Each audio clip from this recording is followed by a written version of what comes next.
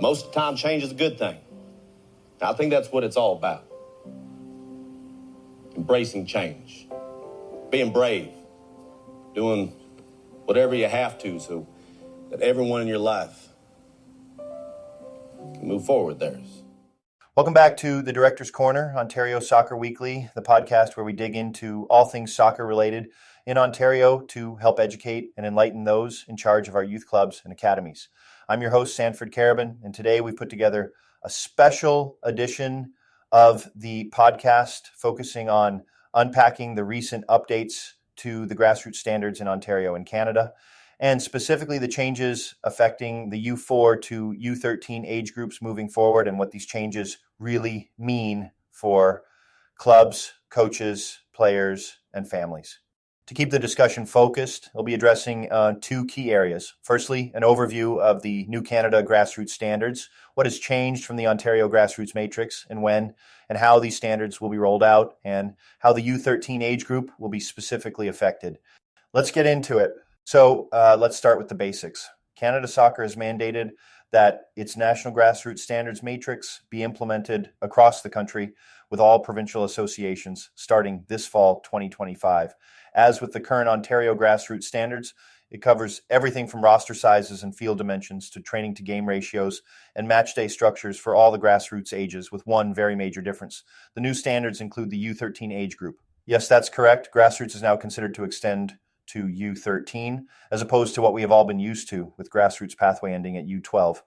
This is a major change to how clubs and academies will now operate at the grassroots and will have an impact on the competitive and high performance pathways moving forward. More on that later. So at the moment, we've got two sets of grassroots standards floating around, which will eventually become one set in the next few months. So what are the changes going to be, and what do clubs need to know? Well, first of all, the new Canada Soccer standards will not be implemented 100% by Ontario Soccer. While everything you read will say that it is, the fact is, on some elements, Ontario Soccer has made allowances to ensure their existing league structures are not materially affected. This is because, to date, Ontario Soccer has operated under slightly different standards than the rest of Canada, and it's important to understand what these differences are. The biggest and probably most obvious is that Canada Soccer now considers the U13 age group as part of the grassroots pathway. U13 will no longer play the 11v11 game. It will play 9v9. Furthermore, because U13 is now considered grassroots, no scores of standings will be kept. League play will be restricted to districts only, and an open playing pool roster concept will apply to this age group from now on. What's interesting is the new Canada Soccer standards allows for a maximum roster size for the U13 age group to be 18 players, not the 16-player game day roster size we've been used to at the 9v9 game level. So while clubs can register and have 18 players on game day at U13, only 9 players will be on the field, leaving 9 players on the bench. This will provide a challenge for coaches to ensure fair playing time. Speaking of roster sizes, the new Canada Soccer grassroots standards has expanded the maximum game day roster sizes of all the age groups from U8 to U12 as well. For instance, U8 and U9 teams will play the 5v5 game format and can now have up to 12 players on the bench, an addition of 2 players from what Ontario Soccer standards used to allow. The same can be said for the U10 and U11 age groups, which will play the 7v7 game format. Teams at these age groups can now have 14 players on their game day bench, as opposed to the old standard of 12 players. So more players at grassroots ages are permitted on the game day benches, yet the game formats remain the same. How about playing time? The new Canada Soccer standards have specifically addressed organizations adapt a fair playing time, which for them means aiming for 50% across the board. While I'm sure we would all agree this is the ideal scenario, especially at grassroots, the fact the game day roster sizes have increased makes achieving this goal rather impossible from a numbers perspective. So think of this scenario. A team has adhered to the 12 players standard for U8s on the bench for a 40-min game How can 12 players get 50% playing time in a 5v5 game?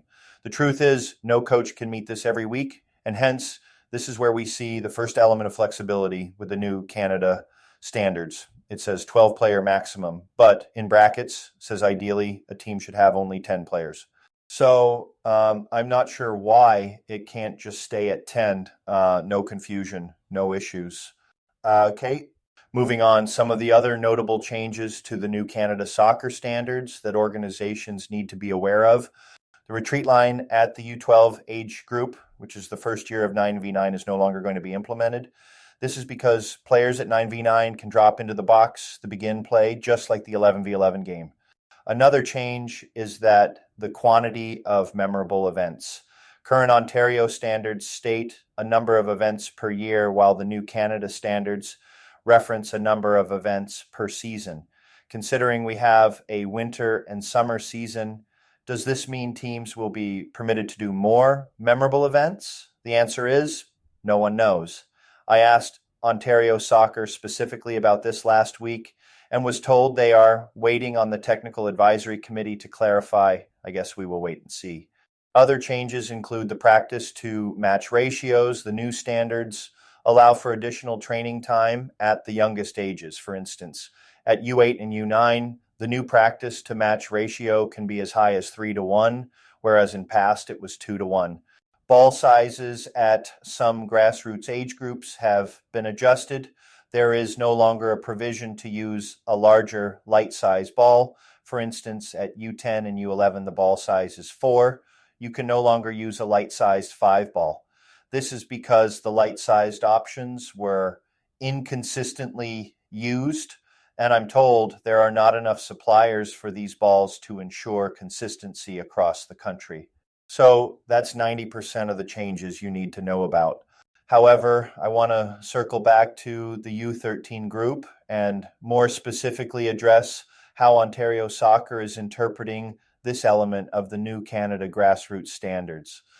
The confusion lies in the fact that while our national governing body sees the U13 age group as a part of the grassroots pathway, Ontario Soccer has chosen to carve out multiple pathways at U13.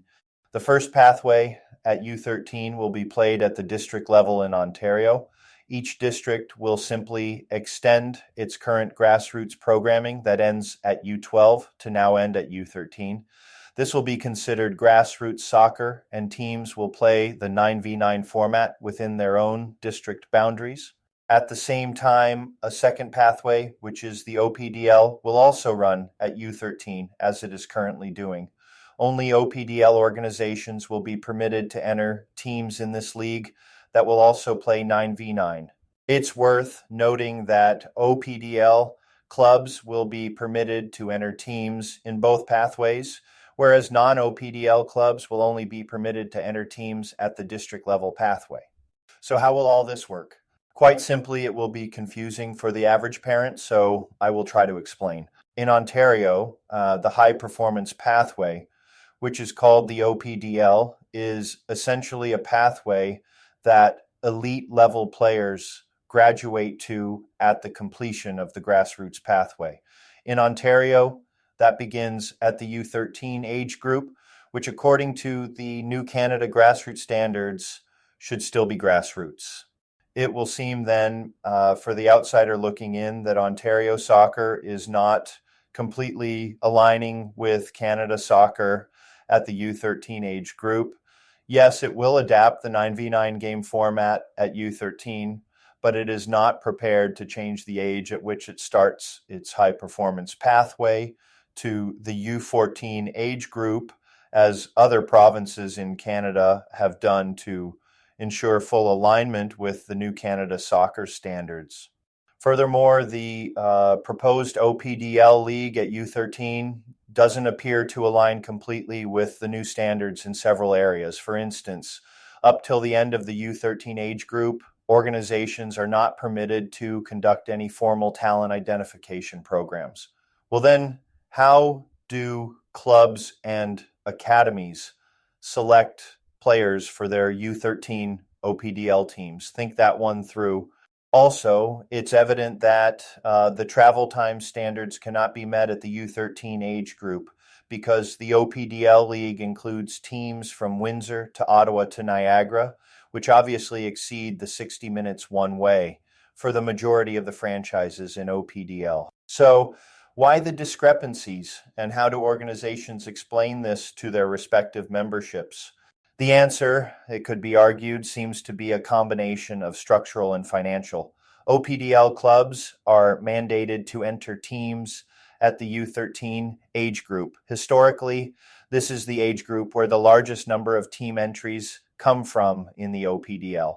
With over 30 franchises across both genders paying close to $7,000 each, you can see what the financial impact would be. So instead of aligning with national standards at U13 and classify its programming as grassroots, the system is engineered to preserve the current pathway and revenue streams. Now, in terms of timing, I'm led to believe that Ontario Soccer will be producing marketing materials to educate the greater soccer community in the coming weeks. Hopefully, these support documents will help explain these changes. So what does all this mean for clubs, academies, coaches, and families on the ground? Well, for starters, it means expect a lot of adapting on the fly. My advice, stay nimble, communicate early and often with your boards, staff, and families. And don't be afraid to ask for clarification from Ontario Soccer when things don't add up. At your club, be transparent about the changes, even if you don't have all the answers. It will help build trust with your members. That's it for this week's Director's Corner. If you found this episode helpful, make sure to subscribe and share it with your club colleagues. We'll keep tracking these changes and bring you updates as they come. Until next time, keep questioning, keep developing, and above all, keep putting players first.